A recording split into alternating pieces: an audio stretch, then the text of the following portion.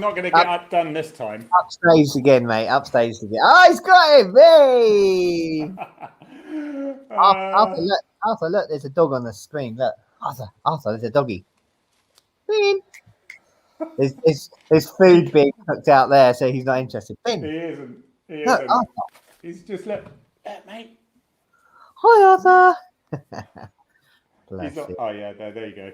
It's bribery. Oh look, Harry, you and I could just walk away now.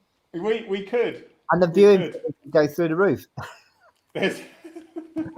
Hi, Scotty. He's a little midget. Oh, hello everyone, by the way. Sorry, talk about you amongst yourselves for a bit. Yeah. He wants more. He just more. Right, today we have got Olly Tayler on today, who's he's been a bestest friend long before I knew Dave. And there you go, baby. And sorry, I'm rough to toughy guy. I am. I don't kiss my dog's head. Yeah, so he's joining us. He's actually at the moment. You know, Dave, do you know that Nick Knowles takes the mick out of me for being a snow commander when I was a snow commander? Yeah, that conversation was hilarious. Well, Olly Tayler, and for everyone else, snow commander means other things in different parts of the world. And the thing is, you have to say it as in snow commander, but he can say it in a much lower voice. But he basically, Olly is a snow commander today. He is in a snow commanding meeting for potential snow issues in the southwest tonight. Have you got any? We will find out. Couple of bits. We will find out because he is in the Met Office is in Exeter, which is just 100 yards, stone's throw from police headquarters. So it's pretty useful. They have 15 super computers or so. I've seen them on a VIP thing. Go downstairs, go into, and they basically serve half the world with their weather. And they are massive, super duper computers. They're a joke. Tea's just arrived. So who has arrived? Oh, Tea's arrived. That's good. I've got a selection. Water to start off with. So Olly's doing that at the moment.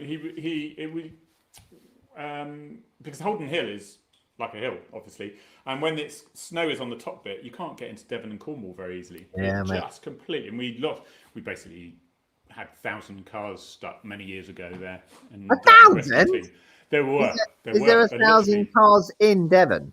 They all want to come down to Devon, mate. You know, it's either Yorkshire or Planet or here. And so there's a system that they use, but they need to be ready for it. So he will be with us at when he can, but hopefully about 10 past. Oh, okay, cool. We have because I've known him for many years. I have plenty of photographs and whatever. We've just had so many boys' toys days out, but he's got a very serious job as well. So he's a lead investigating officer, traffic sergeant. And did he have to get permission to come on? Because we know how controversial you can be, Harry. Yeah, he did. He did get permission, but to be honest, you've got to be on your best behaviour, H. He's more media mogul than me, to be honest. He will trump me every time. He gets one better, and we will talk about that. But mate, we've got You're at that stage, Harry, aren't you? Where no one wants to listen to you because you're just a retired, bitter and twisted retired old cop. I am. It's quite nice. Oh, look at his little face. He's all hurt now. No, genuinely, being a has-been is completely underrated. Because I have no responsibilities for anyone or anything now, and I can be my own person. So it could be a trap for Olly. So because I know his real details, but the only thing with that is he knows we've always said we've got enough information on each other we could push the button and we both go up like a nuclear bomb. So we're pretty good with that. Mate, things that have been happening in Twitter, in policing this week. A couple of very sad situations, hasn't there, with Alex Prott, who was Surrey Police Federation. I've got some really sad situation with her. Let's just, excuse me while I sort out the technical bits out with the tweet that I'll just get up there. Here we go. So this is, there we go, add to stream. So people recognise, she's quite well known on Twitter and things. It's really sad. And Surrey Police Federation, all at Surrey Police Federation are devastated at the loss of our colleague. And she was DC Lower School Prots, an outstanding police officer, a tenacious and award-winning detective, an inspirational human being. Our thoughts are with her family and friends and close colleagues at this time. So that's someone we've lost. And also PC Darrell Street, Sellafield Unit, Nuclear Police. And so again, really sad. They released the fact that it was through COVID. We've lost a few cops through COVID. Someone else sent me another one today. Sadly, there's no name with it, but he's only in his 40s. And the post simply said, and police officers are still not being vaccinated. I'm sure we will be eventually, but I mean, my thing on that is we're not pushing in front of the elderly people, as in we. Did you see me say we? I saw your sharp elbows. Well, so police officers are not pushing their front, but basically, yes, they're exposed to a whole load more, but also because they're having to self-isolate and to quarantine. Even if they're not feeling ill, obviously, like everyone else has to, and it's quite right. But the problem is they're leaving their colleagues who are completely understaffed and overstretched. And if they were vaccinated, at least they wouldn't need to quarantine. There is some issues, I understand, with how actually contagious you are whilst you've been vaccinated, and there's an issue there. But I think it comes to a point when you need resources on the front line, and I think the difficulty is, Sue said she'd give up her place for an officer, and we're not asking for that. But what we're asking for is recognition of the fact that we are out there, we are dealing with. We're not in our own little. Well, we are in our own little bubble when we're at home, but we have to deal with the great unwashed. Yes, that is. When people ring 999, one of the questions they ask now is have you got COVID? Do you suspect you might have COVID? So when these jobs come out on the radio, they say, the person has tested positive for COVID, and you've still got to go and deal with it. Whereas everybody else is asked to run away from that person, we're asked to go and deal with it. So it's, it is very difficult. It is there. I just want to put this one up, actually. There we go. There's Annie sent a message. Looking forward to joining you tomorrow. My headset will be charged so I can cook and listen. So we want to know. It just shows how versatile we are. And actually, just remember, you can get this on YouTube, Facebook and Twitter at the moment. But YouTube is the main place you can find us afterwards. Frontline Chat, one word. And also you can get things, there's loads of ones, just audio ones like Spotify and that side of things. So just search Frontline Chat in there and you'll get all the older ones, all the old interviews and stuff.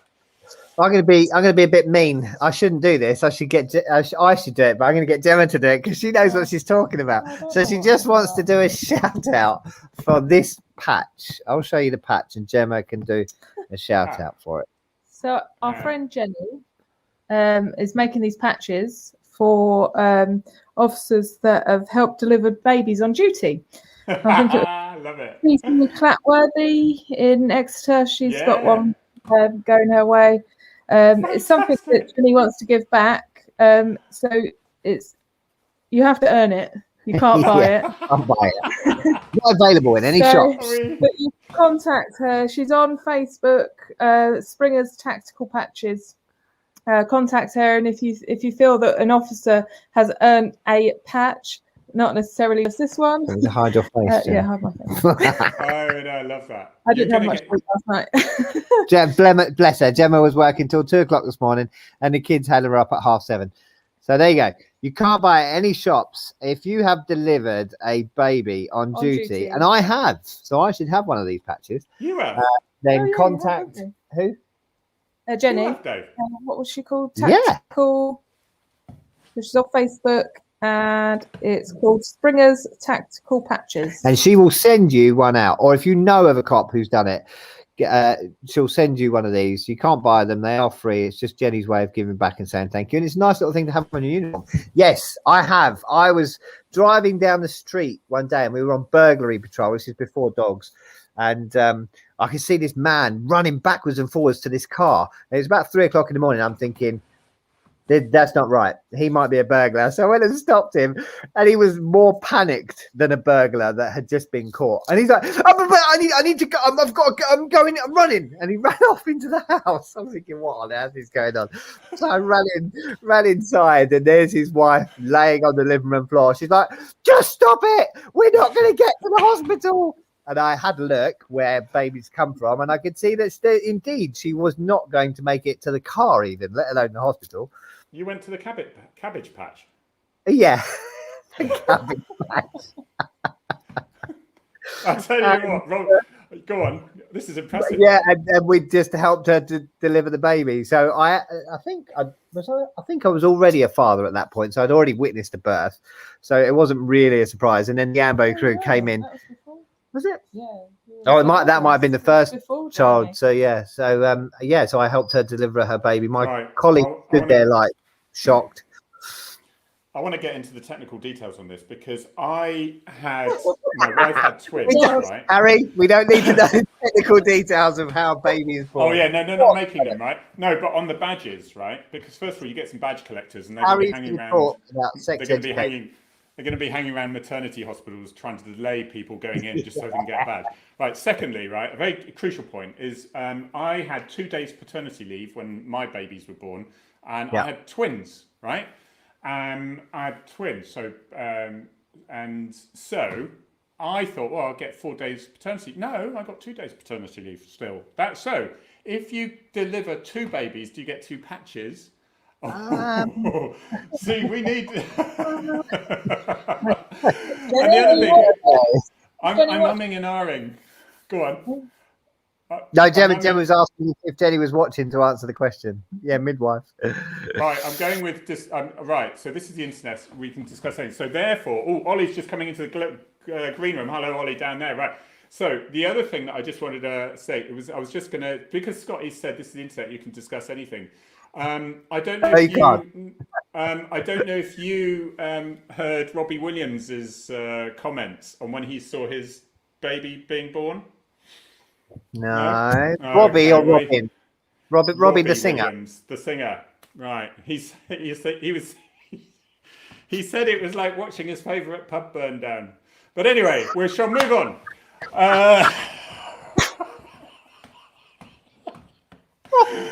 Oh God, Harry! Oh, you did it. So no, right, we shall move. What a great comment! What I want to hear, that is brilliant. And there was a run up to that, which I'm not going to say at this point because that is past the 9 o'clock threshold, I think, at this point. Right, I'm going to say. Right, I'm going to introduce. Are we ready to introduce Olly Tayler yet? I think we need a distraction from your last comment. Yes. I do as well. And what I'm going to do is, the thing is, I don't think I've got sound. We were trying to work out with sound on this thing, sharing the screen, and because I've gone to Firefox, because I was getting to microphone issues, and they recommended I go into Firefox. But it's a shame. But if no sound up with this one, at least you'll see some photographs. This gives you an idea of what Ollie and I have got up to over the years before he comes on. Right, I take it you can't hear that. Did you hear that bit or not? Did you hear that or not? You didn't hear that, did you? Okay. Well, so this will show. Forget the sound then. It's not important. It's annoying. Harry will talk us through it. Yeah, so I won't need to tell you. It's literally just about 40 seconds long. So we are pretty young there. This was the police ball when we used to have police balls. And I'm just going to turn the sound down for me. And we have been into lots of Formula One pit passes, flying aircraft like that. Ollie and I took that one up. No, we flew this thing literally. I'm in the back there at the moment. There's Ollie, St Michael's Mount. Wow. Flying. So you can see flying Navy helicopters. That's a I had that photograph on my desk, and people assumed I'd been. So then we went and popped across the RAF for a bit of air sea rescue, got loaded down onto lifeboats. He did some Northern Ireland training. It's bikes, helicopters, planes. It's motorbikes that must have been one dreary day we had in Cornwall. He does a lot of serious stuff that we need to just talk about as well. And he got one of those. And I'm like the way, look how high she is compared to him there. Yeah. It's brilliant. That's his lovely family, who I've known forever and ever, since then I'm godfather to one of them. He has to remind me which one, because I'm the worst godfather in the world. And that is Ollie and I. And we have been frequently accused of being the Ant and Dec of police. But shall we just bring him up? Now he can run away from there. I think maybe I should go and just leave you two to it. It's obviously a bit of a bromance going on there. Been going on for years. There is a bit of a bromance, mate, but I'm sure there's... Let's get him on. There's room for one more. Let's go for it. Okay. Ollie, how are you? Good evening or good afternoon. Hello, Harry. Hello, How Dave. are you? Hi, Dave, Ollie. Ollie, Dave. Oh. This is a little bit like two girlfriends meeting for the first time, you know. Oh, I can get jealous of you, Ollie. You can have him, mate. I don't want him. One thing I did notice, Harry, I used to have hair. You did, mate. But it doesn't matter. You've got intellect, charm, wit, and personality instead now, so that's fine. Well, look, here we go. Look at all these people saying hello. Oh, the Snow Commander. Yes. Yes. So, can you give us a weather forecast? Yeah, please do. Yeah, we've got some snow inbound, which is a meeting. I've literally just come from a meeting about that. There is a band of snow coming across the West Country. So we may well wake up in the morning to a dusting, or slightly more, depending on how high up you live, of the white stuff across Devon and Cornwall. But the main message is, in light of what I do for a living, is take care. If you are out, we shouldn't be out anyway, unless it's an essential journey, clearly. But if you are out, then take extra care out there, particularly overnight and into tomorrow morning. Anyway, there you go. That's the official bit. Yay! So where do we start? I mean, wow. Harry Helicopters. I can't think of another H. Harry Helicopters and QPM. I'm just from that. I mean, Harry Helicopters and hops, because there's a lot of beer involved usually. Yeah. Go on then. Tell us. Where's it all start? Where does the bromance start? Shall we start how we met, Ollie, for the very first time? Yes. Well, 1995, June 1995, my first day at Paignton. And I arrived at Paignton. I didn't have quite 2 years service, and I'd moved from Plymouth. It was my post-probation move up to Paignton, onto response. And I can remember it fairly clearly, because a couple of days before, I'd been stopped by a Newton Abbot traffic unit. Oh, yeah. And for doing an illegal U-turn in Torbay. And when the traffic officer, and I can still remember who he was, I'm not going to embarrass him, asked me why he shouldn't stick me on for dangerous driving, I just mildly smiled at him and said, because the chief constable will probably sack me. So he then gave me a slightly sideways look and gave me an old-style producer to produce my documents. Ah, so nice. My first day at Paignton, I had to produce my driving documents. And I produced them to a young officer in the name of Harry, who turned out I was on section with. And that's how Harry and I met. We did, mate. You'd just come up from Plymouth, and in Plymouth, you'd skied to work once there, hadn't you? What? I did have to ski. I had to ski to my local police station on February the 14th, 1993, 1994, which was my first day of independent patrol. That was the very first day. I'd been signed off for independent patrol the day before. And I woke up on the morning all expecting to go into Plymouth. No, I wasn't going to miss my first day of independent patrol for anything. And we'd had a massive dump of snow in Ivy Bridge. And I skied down from where I lived, down the road, across the park to the old police station in Ivy Bridge, where I then got a 4x4 into Plymouth to get me into duty. With my skis left at the police station for to then walk home when the snow had mostly gone that afternoon, looking slightly stupid in ski boots and a pair of skis over my shoulder. Oh my God, what a great story. So for those that don't know, I don't know if they still do it. When we first joined way back then, I wasn't even aware they had snow all the way back then, Ollie, but when we first joined, you had to go through all sorts of different criteria and prove that you were fit enough and independent enough to go out on independent patrol. And it's quite a day, isn't it, that first day? quite a nerve-wracking day as well. That first day you go out on patrol and think, oh my God, I'm in charge of me. I can remember my first job. I remember my first job. I went to independent you're patrol, annoying. and You I was always remember all terrified. this. I have no The idea. Burglary at a garage. It was a commercial burglary at a garage in the middle of. I can still remember where the garage was. It's not there anymore, but I can remember that first job when I was sent, and the radio crackled into life. Sent my call sign, and I was literally in the car on my own, thinking, I have no idea what I'm doing. And here we are, 28 years later, and I've still no idea what I'm doing. Do you know, Dave, do you remember that? Because Ollie is one of these really frustratingly annoying people. He has a brain that just takes in this information. So I often have to call him to remind me of my own name, sort of thing. And he knows, and we have this thing that I have to still put his birth. I couldn't tell you now what day your birthday is, right, Ollie? And he's reminded me for like 25 years what day his birthday is, and it's not. It's just not. I can't do it. It's just. I've got a guy at work. He'd say that he carries me, but yeah, if I ever need to know anything, I just message him, and he's like, "Dave, I told you that 2 weeks ago. Oh, I told you that. I've told you that 10 times already." He's like, "Yeah, well, it'll be an 11th and a 12th time too." But Sean as well, my friend Sean, who's works for the BBC, incredible, the most amazing brain, and his recollection of stuff is just incredible. We once sat in a pub having a beer, and someone said, "Oh, hi, Sean," and asked him how his wife was and how his dog was, and that's all she said.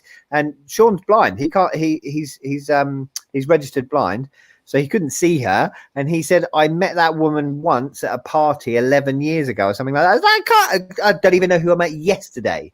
Where he could remember from 5 words coming out of this woman's mouth where he'd met her and who she was. Just insane. I don't have that sort of brain, Ollie, so I'm not going to give you any old stories because I can't remember any. I've got loads about Harry. I've got loads, absolutely loads. We'll go on. We'll move on then. Go. Harry, shut up. Oh, no. I'm just wondering, to be fair, whether those that are currently watching would much rather listen to stories I've got about Harry from when we first met. There's loads of them. And you seem to forget I'm now a has-been, Ollie, so therefore I'm irrelevant, you see. This is it. I am, but I'm embracing it. I love it. You two in the room. That picture is obviously pre-QPM. That's your one of the Queen's birthdays, I guess. So what does a QPM look like? Is that a medal? Does it sit on your jacket? What did you get it for? So QPM is a standard medal. Nothing standard about it. No, it's not. No, it isn't. I don't know whether it's worth explaining just very briefly what it is. Go on, mate. Go on, because just for those that aren't aware, you've done here. So the Queen's Police Medal. I know that Dave and Harry will be very aware of what it is. It is I think it's probably the best way to describe it is the single highest honour you can receive as a police officer. There isn't any higher honour as a police officer you can get that's for the preserve of the police service.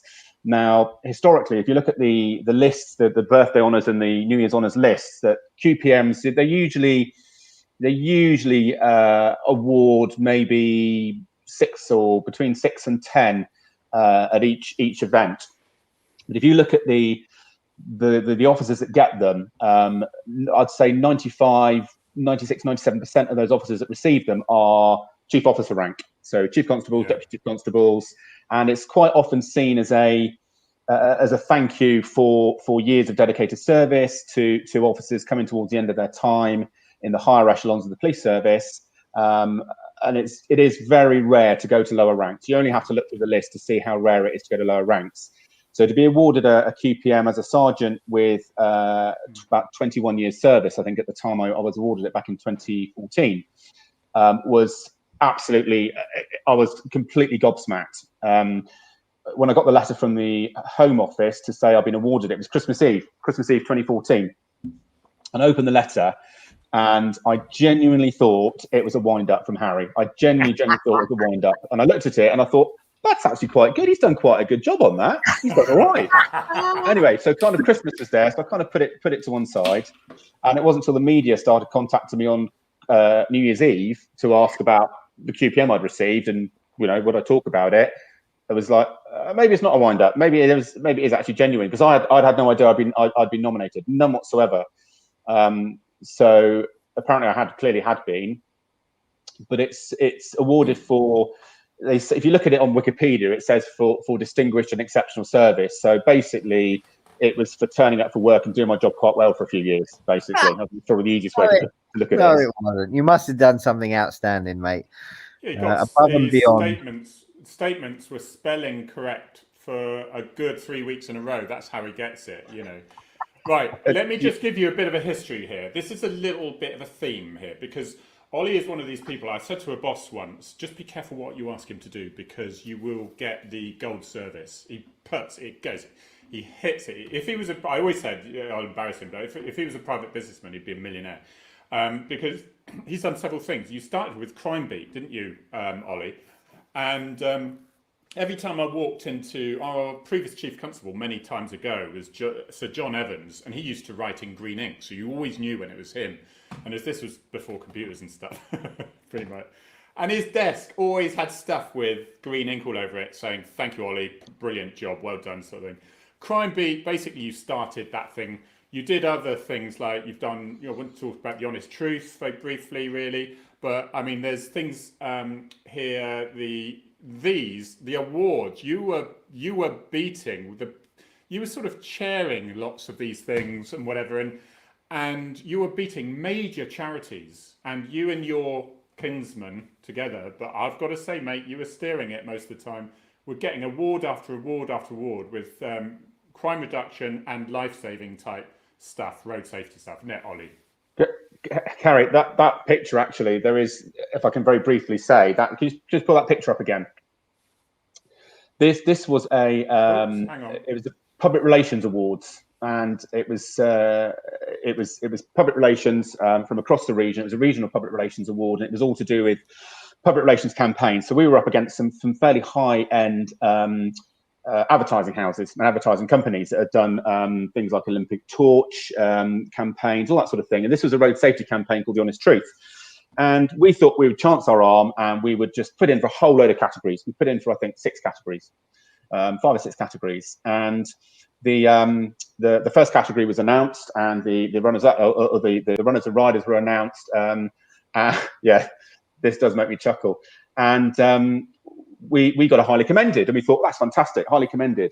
So then the second category that we were in came up, and we won it. And there was an amazing round of applause, and that's fantastic. And there's this little group of, there's a police officer and a fire officer and somebody from a local authority and a driving instructor, and they've won an award. That's amazing.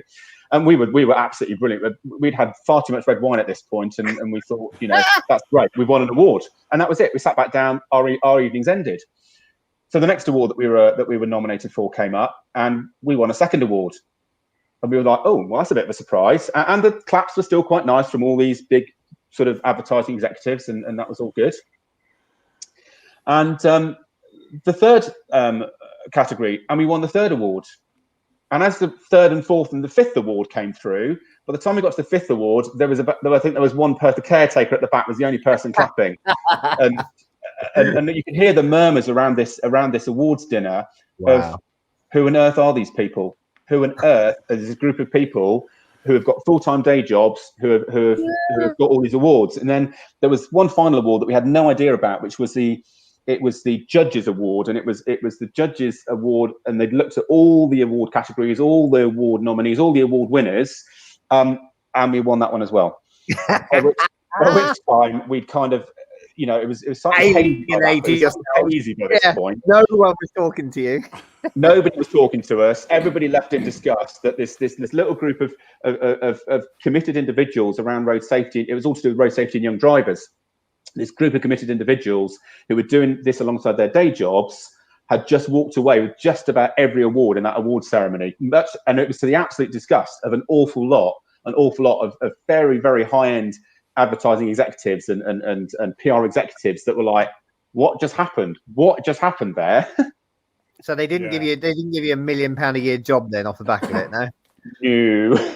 And the honest truth, can you just describe Honest Truth in about 10 seconds, Ollie? Just looking at Mick there bragging now. We got bragging rights for that one, but I wanted to Mick Bland. I wanted to put it into context of how the others at that particular awards dinner treated us, and it was comical. And it was this first award, like I said, brilliant, massive claps. By the by the last one, it was like that. That's all we would get. It is so wonderful. I love The it. So the honest truth was born out of, it was actually born out of tragedy. It was born out of a horrific triple fatal road traffic collision down in Devon in 2009 that claimed the lives of 3 young people. And it was one of those collisions that it was so avoidable, so completely avoidable. And as a result of that, and in fact, the impact it had on the communities where the 3 young people lived, and it was one of those, this must never happen again. We can never allow this to happen again. And what can we do to minimize the chance of this happening again? Yeah, Paul, I'd imagine you do remember it well. Thank you. There, yeah. Oh, some lovely comments coming up here.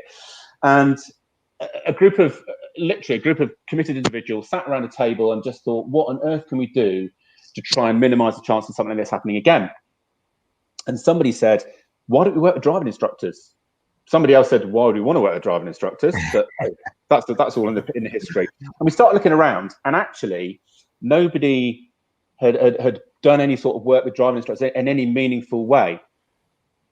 And we looked into the possibility, and we had a grand aim of working with 25 driving instructors, approved driving instructors in the South Devon area.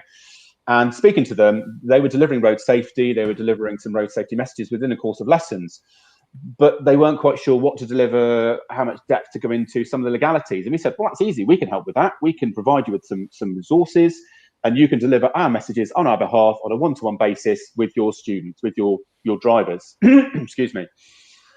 So that was the idea behind it. And there was a seminar in South Devon, and 25 driving instructors turned up. They were given these Heath Robinson resource packs, which were built from other bits and pieces we've been doing. And at the end of the evening, they said, that's great. And they all went away, happy days. We went back to the office for tea and biscuits, end of story. Except it wasn't. And then we ended up with phone calls from other driving instructors around Devon and Cornwall. And over the following 12 months, we ended up with about 300 driving instructors across Devon and Cornwall who all wanted to deliver this package that we developed. So very early 2012, we sat down as a collective and thought, hang on, we've stumbled across something here. And we took a blank piece of paper and we said, right, let's completely redesign this. Let's totally redesign this. Let's have a look at what we can do. We've obviously got something here. We've got a captive audience. We can get to new and young drivers on a one-to-one basis through their driving instructor. All they need is the resources to deliver those messages on our behalf. So the honest truth was born, and it was nothing more complicated than giving new and young drivers the honest truth about keeping safe on the roads. And it was putting as much emphasis on the skills, the life skills around driving as it was about the practical skills around junctions, roundabouts, that sort of thing. So it was just as much about the life skills in making the right decision at the right moment in time when you're behind the wheel once you've passed your test. Because that must be something for, obviously Harry wore his white hat as well. You must have gone to so many accidents where you just saw that could have been prevented if the person just did that, and you must see it all the time in that sort of situation. So, yeah, hats off. Absolutely, Dave. And the idea was to start from the ground up, to build a campaign from the ground up effectively, and that's exactly what we did. And we built a campaign; it had never been seen before, it had never been done before. And we used animal hybrids. So we used animal hybrids to represent poor driving behaviours. So we had a cheetah for speed, obvious. Parrot for mobile phone use, obvious. Chimps for distractions, obvious. Rhinos for seatbelt. There was this complete campaign built around these animal hybrids. Yeah. And again, along with quirky messaging. So we weren't looking at governmental Big Brother watching you messaging. We wanted something that was going to appeal to young people. So dying to take that call, for example, and speed is a limit, not a target. We've heard these things before, but by interweaving very colourful graphics and very unusual graphics into very simple messaging, we were able to build a complete campaign. At the height, we had something over 2,000 driving instructors from right across the UK that were delivering the honest truth to tens of thousands of young drivers. And although we can never say, we'll never be able to say we saved a life, that I am adamant there are young drivers and young passengers now out on the roads of the United Kingdom who wouldn't have been out there had those driving instructors not delivered that package. Paula, I remember meeting Paula from Weymouth several times, and a great advocate of the honest truth. And the fact that there are potentially young people out there now who are still alive as a result of being given those messages, and I cannot thank the driving instructors enough for coming on board and taking it on so passionately, because without them it would never have worked, and it was down to the driving instructors. We just gave them a package, they delivered it. Let's say Mick Bland, just so everyone does know, Mick Bland was taking the mick. He's a lovely, lovely man. Very pro-police. Anyone who doesn't, when he was saying you're bragging now, because he is a top guy. Don't want you getting any trouble, Mick. But yeah, no. Tell me, Ollie, what are you actually doing now? What's your position in your career right now?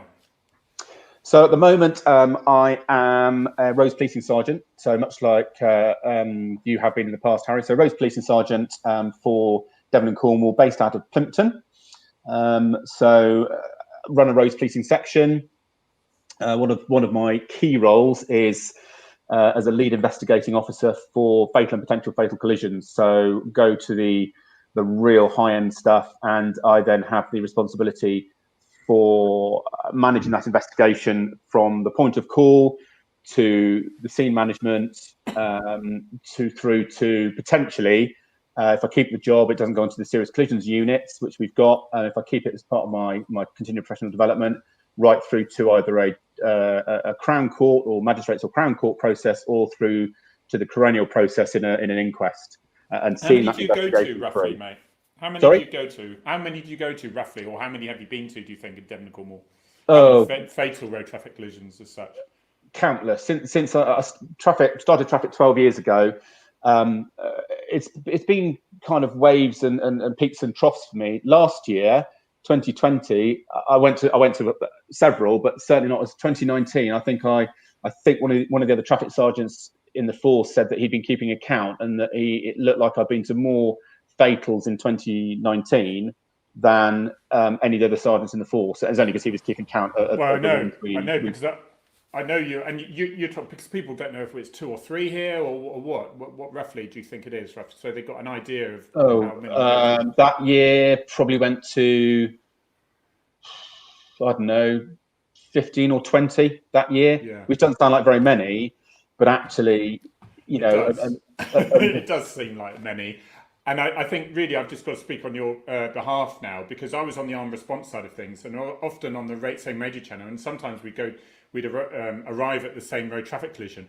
You would take priority there. I was an SIO, Senior Investigating Officer, that changed to LIO, and that role was taken away from me. So I was only too happy then to tend the scene, and you be my boss there, really. But it's for people to realise the number of fatalities that you go to, bodies you see, and how, like you were saying before, how incredibly avoidable it could have all been, really. Most of them, if not pretty much all of them. Yeah, they're such surreal scenes. I mean, I'm a dog handler, so I don't do paperwork, and the stuff that I do, I get into trouble for not doing quick enough. But we get called to those scenes because we're asked to look for all sorts, as you both know. And sometimes that's, we can't find the motorcyclist's head. Can you go and have a look for it? Yes. It's just a bizarre scene. There's all this chaos and mayhem, and in amongst it all, and it isn't chaos and mayhem, of course, is the traffic sergeant walking around calmly, usually with the bodies still there, gathering the evidence and instructing people. And you're the one that everyone looks to. All the emergency services look to you. You are the kingpin in that situation, in amongst all that chaos. And I normally do my bit and then bugger off, and you're still there hours and hours and hours and hours later. So I take my hat off to you. You're absolutely right, David. It's a really interesting question. MB7 Star, how on earth do you cope with dealing with so many fatalities? I've become very clinical about it, to be honest with you. And by the time we get that call, so by the time I get the call on my radio, that job's happened, that collision has happened. I can never change that. There's nothing I can do to change that. But what I can do is I can investigate it to the absolute best of my abilities. Along with a very dedicated and very professional team around me to be able to do that, so that actually we can then provide the answers to the families of those that are left behind. What happened and why did it happen? Because at the end of the day, they deserve to know. The families deserve to know what happened. So if I can do my bit to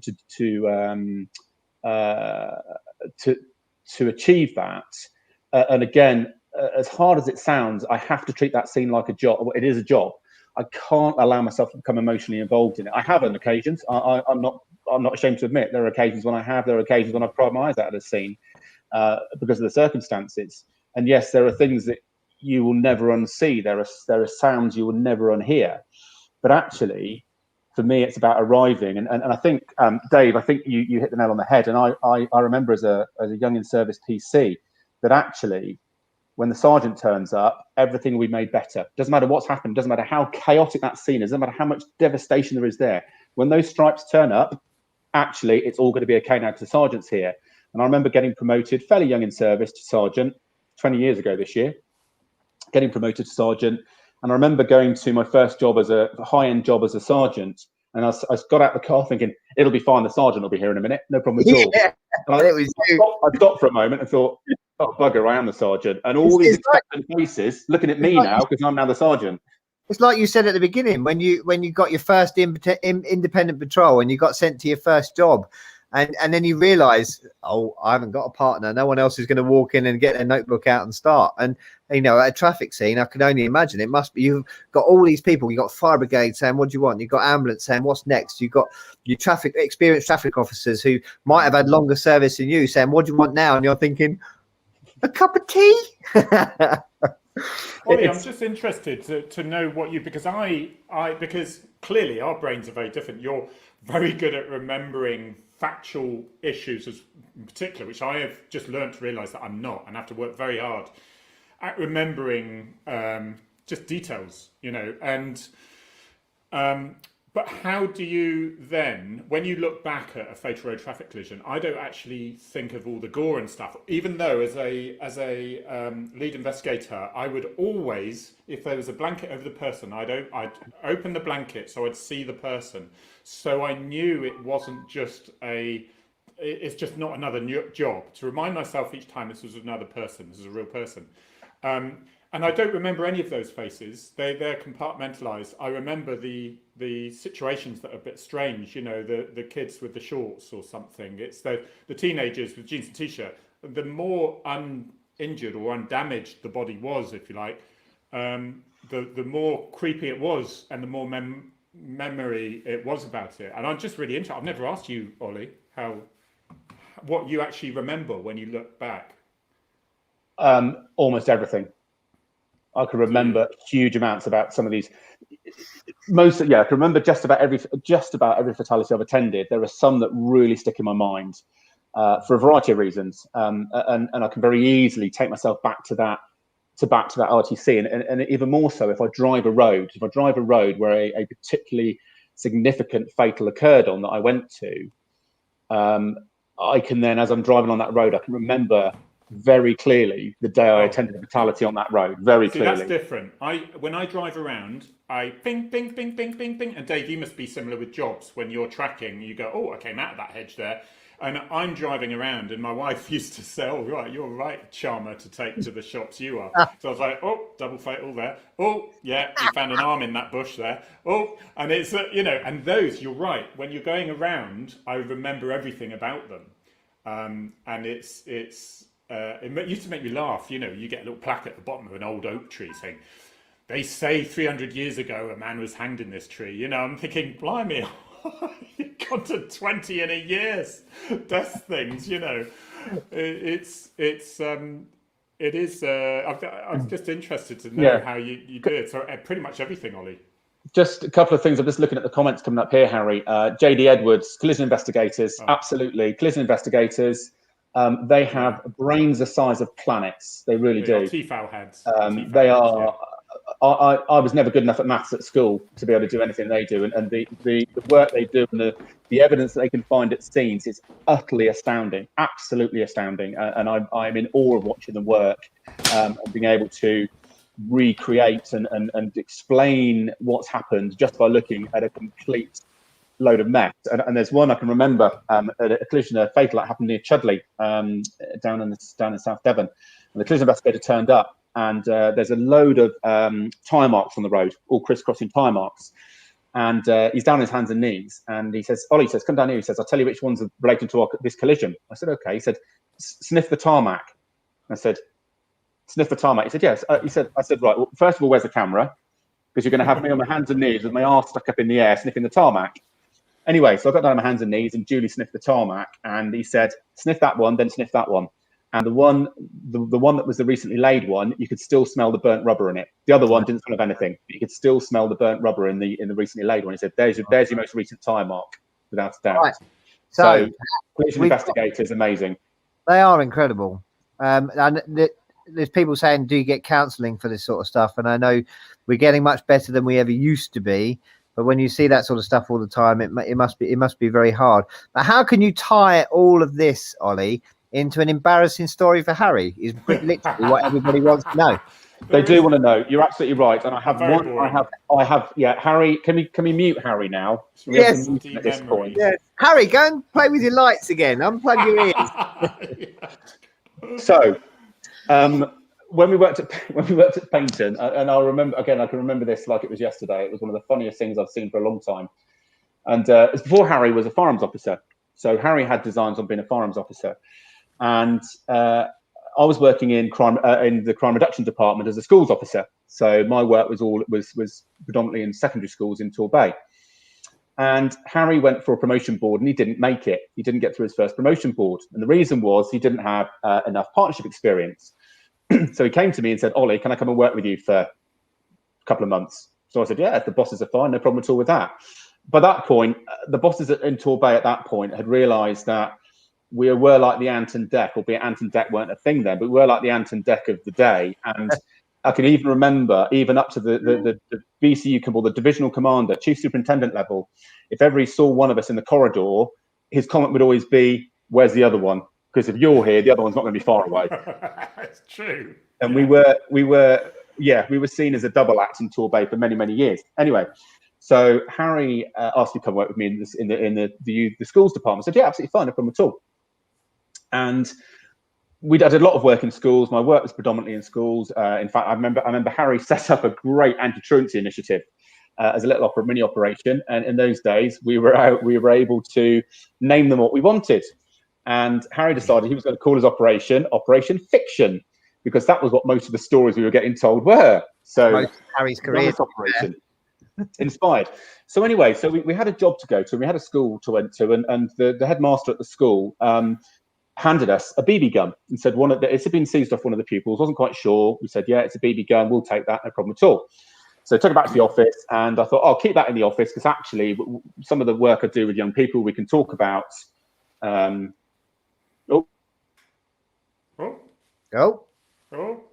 Devon for you. Yeah. Hang on, Ollie. Hang on. Wasn't me, I promise you. It was Harry. That was Harry. You're so rubbish, Harry. Genuinely, it wasn't me, genuinely. Ollie's gone. He can't finish the story. That's such a shame. Oh, well, I'll tell you, the end of the story was we put the BB gun in the property store, and that was the end of that. Yeah, I bet it. No. We'll wait. Ollie, do come. Oh, here we go. Right, Ollie's here. I'm going to bring you back, and then I'm going to add you again. So I can see you down the bottom, Ollie. Oh, you know what? That snow has hit. Yeah.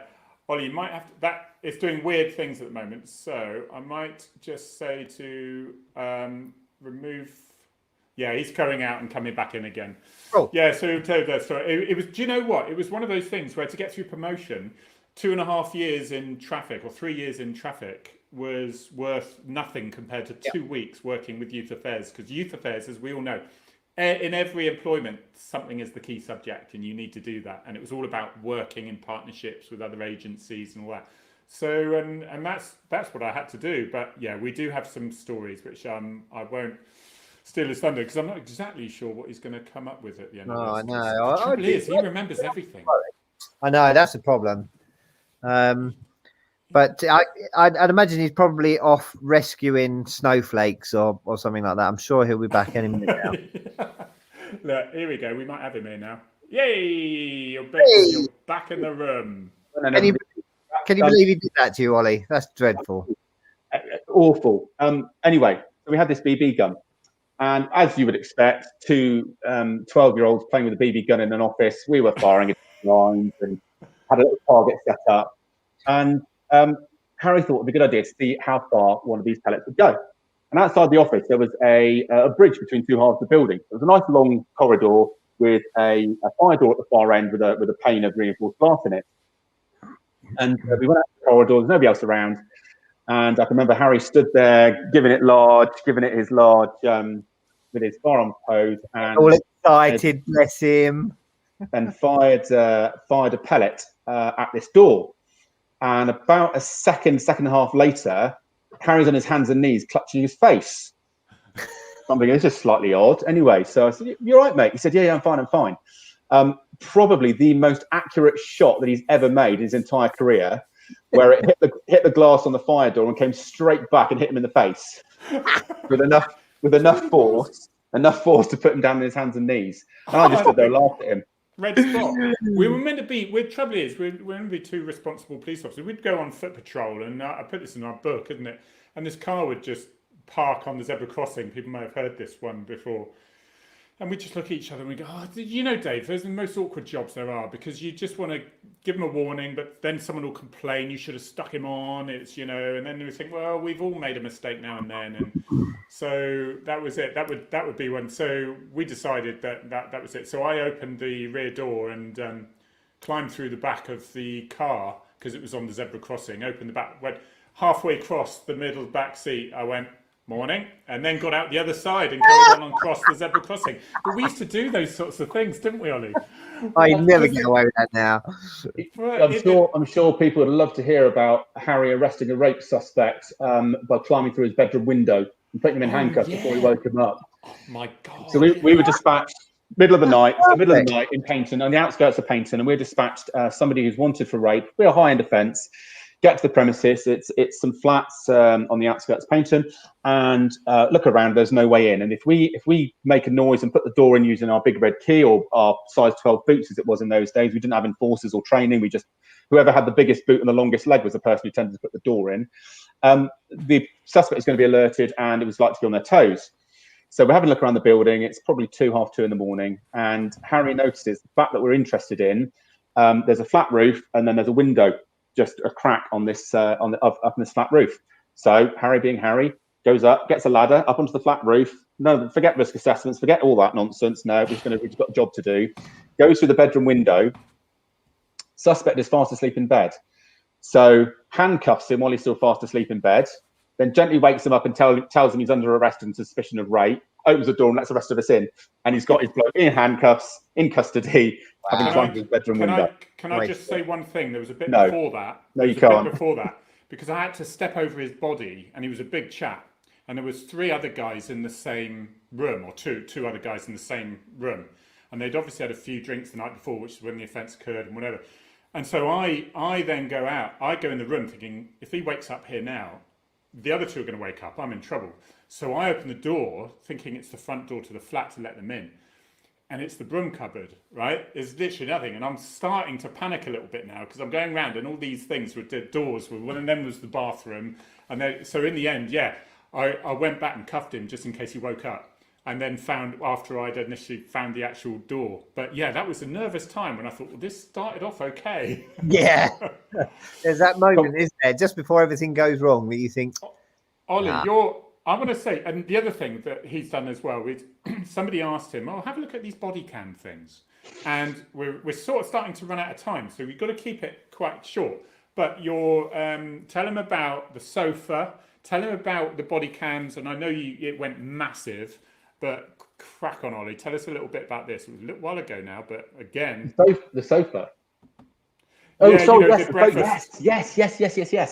So yeah, very, very, I'll have to... summarize it. So I found an article in a magazine about a company in Plymouth that had this head camera system. It was a real Heath Robinson system. It was built from something else. I spoke to God. I look so young. Anyway, a bit. Much. And I spoke to my boss and said, look, can I give this thing a go? Can I have and he said, yeah, no problem at all. So I got this bit of kit off this company that they were just a distributor, and looked at it and thought, actually, there's some real benefit in this. It gives a police officer's eye view of what's going on. Spoke to my commander at the time, a chap called Morris Watts, an amazing bloke, a real visionary. And he basically asked me to do a very localized, very small project on the use of these head cams in the around a domestic violence operation that we were running at the time. And we trained a few officers up to use it. We had one bit of kit, and we took it out on a Friday and Saturday night. And I went out on the very first one and was dispatched to a domestic in the north of Plymouth, where we got to the scene, and there was all hell breaking loose behind this door. So I kicked the door in to find a female top of her male partner, basically trying to throttle him. So she was pulled off. The body camera of the head cam was running. She was been pulled off. She was arrested, put in the back of the car. I'm sat in the back of the car next to her, still running the head cam. She's trying to bite me. She's trying to spit at me. She's just awful. Get her into custody. Showed her defence solicitor the footage we'd recorded. She appeared in court less than 3 weeks later, pleaded guilty. The case was done and dusted. That was it. Guilty, done, job done. The force decided to release the footage to the media, which was, whether that was a good thing or not, still remains to be seen and is up for debate. But as a result, it was the first time really that the media had been given footage from a police officer's perspective of a job. Hadn't really happened before then. And there was a media circus. It was utterly ridiculous. It snowballed beyond all imagination. The poor corporate comms department, they thought they had problems with Harry and his tweets. So they had real problems with it. It never ended. We had Japanese news crews come over. We had German news crews. We had NBC from America. Sky News ran it as their lead story for a day. I then got a phone call late one afternoon from our press office to say, look, we've had GMTV in touch. They would really like you to go up to GMTV, but it's tomorrow morning. I said, yeah, no problem at all. He said they want to talk about body-worn video, head cam, this footage that we released. I said, yeah, it's fine. So anyway, they paid for it all. So it was all paid for, got a hotel, got a car pick me up early in the morning, arrived at the GMTV studios. You've got Ben Shepherd and Penny Smith doing as the presenters. There I am in a full uniform and talking about this kit. And Penny Smith asked me a question. So I answered the question. Ben Shepherd was playing with this bit of kit you see that I'd taken up. And Ben Shepherd then asked me exactly the same question about a minute and a half later, almost word for word. I didn't realise until I got back home and somebody said, you might want to watch this. And unbeknown to me, bear in mind this is all completely live to an entire nation, unbeknown to me was the camera was on me when he asked the question, and all I did was look at Penny Smith and roll my eyes because she'd already asked the question, and it was the most obvious thing I'd ever done. And I answered the question, but it was so obvious that I sat there and rolled my eyes at poor Ben Shepherd. It could have been worse, Ollie. He could have pressed the replay button on the camera, and it got to the bit where you forgot to turn it off as you went to the toilet. That would have been slightly worse. We've had all those, but as a result of that and the work that we did, and that Plymouth trial rapidly became the national Home Office trial for the police use of body-worn video. And I worked with the Home Office for nearly 2 years. I was only meant to be seconded for 5 weeks, and I spent nearly 2 years working on it. And we wrote the very first manual of police use of body-worn video, and it's the guidance on. You look at it now, and body-worn video, as it's now known globally, is used absolutely everywhere, and again, that started out with one domestic in Plymouth, in the north of Plymouth, back in 2006, 5 or 6. You see what I mean now? When he touches stuff, it goes. And I'm going to put this one in. It goes mad, but I'm going to put this one in. And it's such a shame you haven't got sound, because do you remember? And finally at News at 10. And finally, I'm going to show you this video, and Ollie, by all means, you're going to have to talk because I haven't got the sound. I should have the sound. I'm going to have to speak to StreamYard to find out how I had it. So people that remember the Trevor McDonald and finally, 1999, 22 years ago next month, in fact, I was a schools officer. I didn't have a vehicle, so I found. Oh, this takes me back. So I found this vehicle, a place in Paynton that it's fully electric, place in Paynton that had it in their shop window. And I asked if I could borrow it for the purposes of travelling between my schools. I was the only person. Look at that, Ford Escort. Was that a Mark II Ford Escort behind there? Awesome. Paynton Police Station. Doesn't exist anymore. And I borrowed it basically for a month to go to do my schools visits. The schools loved it. It was taken into science lessons. It was the media just had a frenzy over it, absolute frenzy. It was cheap to run. It was great. It was open top, so I had my own little convertible. And yeah, this was 22 years ago, and I got a bit of ribbing. I got a bit of ribbing for it, as you can well imagine. They did do one with checkered. They did one, white one. We did one in Devon and Cornwall colours with Battenberg down the side, which I'm astounded they ever got to traffic. It's a nippy little thing, isn't it? But it was, I remember someone on holiday and they said they were in South Africa, and on the newsreel outside the shop, this thing was there. It went everywhere. And again, Dave, what he touches, it just goes mad. And even to the extent that somebody asked me to do a bit of a story on what it's like being an ARV sergeant in our local paper. And again, forget our police headquarters paper. What was that called when it was around, Ollie? That paper that used to do it. Huh? It's called 10-4. See, I always have to ask him this, but I was asking him when I was like 30, so I know it's not dementia. And so 10-4. So I thought, I went, hey Ollie, you might be sitting on the sofa with Penny Smith, but I'm in 10-4, right? 2 days later, I read an email. I can't remember if it was an email, if it was then. It says, Harry, just to let you know, unfortunately we've had to cancel yours because we're going to use Ollie's article on Cam instead. So I can't even get into a local little police paper. Yes. He trumps me every time, but you look back now, and you look back 22 years, and actually 22 years ago, electric vehicles weren't really a thing, whereas now, actually, 22 years later, everybody wants an electric car. I was just ahead of my time. You were, mate, and with the cameras. You'd never get a dog in the back of one of them. Where's the dog supposed to go? Is what I want to know. Yeah. To be fair, you could probably pop the dog in the back, actually, Dave. Yeah. But it was remarkable, and it was just one of those things I saw, and yeah, I was fairly ballsy back in the day, and I would the worst somebody could say was no, and I'd say, look, I've got this idea. Would you absolutely, it's like borrowing a Lotus Elise to disprove a dangerous driving complaint, and turned up on duty, borrowed a Lotus Elise from a local garage to drive a pursuit route that I'd had, a route of a pursuit I had, to disprove the claim of a dangerous driver around the suspension on this Lotus Elise, wrote a statement that the court accepted, and he was found guilty. I turned up in the front yard in full uniform in a Lotus Elise. Wow. Do you remember, Harry? Yeah, I remember. And there was, I'll just show you this before we go. But it got, and this was, I think I saw this online. Was this a leaving do thing? No, it wasn't. No, it wasn't. I tell you what this was. This was, at the time of the Flying Banana, as it was, this was a cartoon that appeared in the Daily Mail. So this appeared, the Daily Mirror. This cartoon appeared in the Daily Mirror the day after. That we did all the media stuff with the Flying Banana. And I really liked it. I thought it was great. And I contacted the newspaper and I said, look, is there any way I could get a copy of that picture? And the person I spoke to on reception said, oh, well, I'll speak to the artist.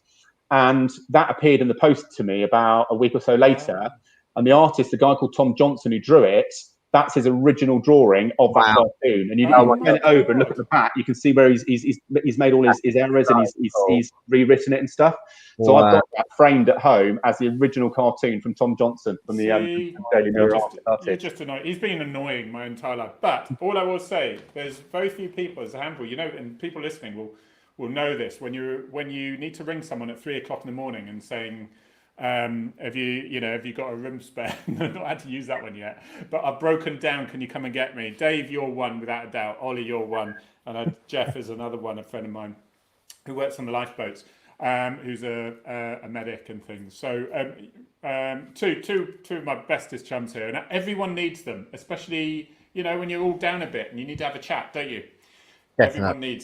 You don't need loads of them. You just need quality ones. Just quickly, I won't get forgiven if I don't show Rory. Just quickly, my top red. Remember, Every Dog Deployed. It's an American charity called Project Canine Heroes. Is that right? Project Heroes? Canine Project Heroes. Anyway, lovely American charity. I've got to show Rory because people won't forgive me if I don't. And there's Finn down there as well in front of the fire. Rory's not great at the moment, but he's not in pain and he's okay.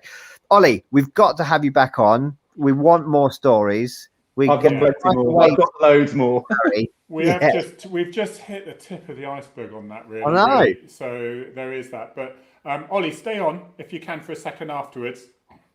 Dave and always, we usually have a chat and we have a beer. And when you've all left the police, we could release all those. One day we'll be halfway into the chat. They're hilarious. I can promise you, the after chats are hilarious. They are. I mean, although Dave and Ollie would be fired tomorrow probably, so I have to just make very, very sure and unplug everything. But thank you ever so much, everyone. You have been amazing. Please come again next. We've got some people. Guests coming for the future and whatever we're quite excited about as well. But it's been emotional. Thank you very much. And Oh, he's frozen. oh, have I? Am I still there?